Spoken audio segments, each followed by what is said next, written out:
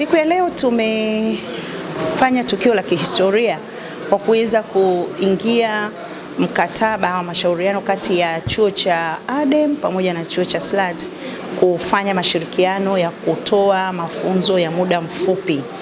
Taasisi hizi mbili zina historia ya udugu. Kwa mwaka 1989 chuo cha SLAT ambacho kilianza kutoa mafunzo yake ya stashahada, mafunzo haya yalianzia kwenye majengo ya Mantep, by then ilikuwa inaitwa Mantep na sasa inafahamika kama ADEM. Hapo vilikuwa ni vyuo viwili ambapo Wizara ya Elimu iliruhusu wakati huo mafunzo haya yaweze kuanza pale. Kwa mustakabali huo tunaona kwamba kuna mashirikiano ya karibu sana kati ya vyuo hivi viwili, na baada ya kuyaona hayo tukaona kwamba kwanza tukiangalia katika utoaji wa mafunzo sisi tunaendana.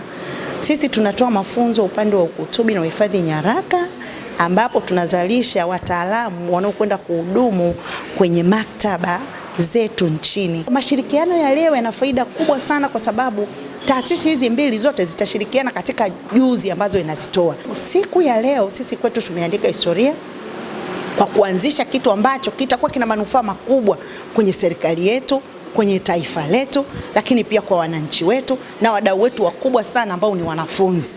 Baada ya kuingia katika mashirikiano haya, sasa tutaanza kufanya utekelezaji wake kwa kuanza kutoa mafunzo ya muda mfupi kuanzia ngazi ya chini kabisa kwa ngazi ya shule za msingi, sekondari na pia kwenye upande wa vyuo. Tumekusanyika hapa leo kwa maana ya kuhudhuria mahafali ya 31 ya chuo chetu cha SLAT. Kama mnavyojua, chuo hiki kiko chini ya Bodi ya Huduma za Maktaba na kinatoa mafunzo ya ukutubi na uhifadhi nyaraka.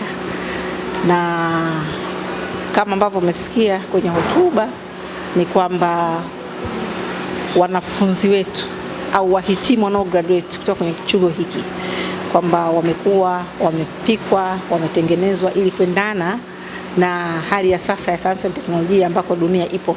Kubwa kabisa ni kwamba tunapenda kuona vijana wetu wanapata ujuzi ambao wataweza kutumia wao wenyewe, lakini pia wao wameajiriwa au hawajaajiriwa, lakini waweze wenyewe kuwa na maarifa na ujuzi wa kuweza kutumia knowledge walopata katika kuwasaidia wao lakini na taifa kwa jumla. Naamini kwamba mafunzo haya yataenda kuwafungulia dunia zao, wakawe wajasiriamali wazuri, lakini wakawe wafanyakazi wazuri kwenye hizo taasisi watakazokuwa wamepata nafasi ya kuajiriwa.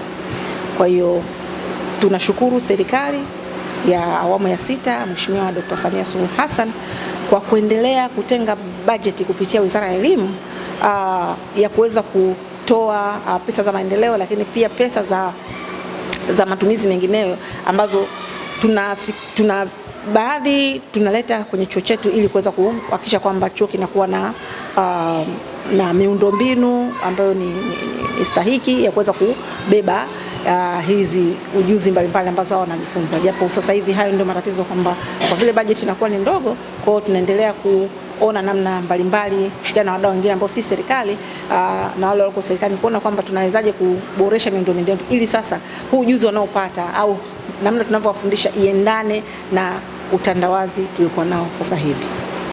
Sisi chuo cha ADEM tunayo furaha kubwa sana kuweza kushirikiana na chuo cha SLAT. Na furaha yetu kama alivyoongea mkuu wa chuo, tuna mahusiano ya kihistoria. Nilikuwa naongea na Profesa Mcharazo pale, yeye ndio aliyefanya jitihada za kukianisha chuo kilipokuwa pale ADEM na kwenda pale kilipokuwa sasa hivi. Kwa hiyo unaweza kuona alichokuwa anakiongea dada Betha hapa, mkuu wa chuo, ni kwamba ni kweli chuo hiki kilikuwepo pale, na mashuhuda kama mzee Mcharazo, Profesa Mcharazo wanatambua kabisa kwamba hiki chuo cha SLAT kilikuwepo pale.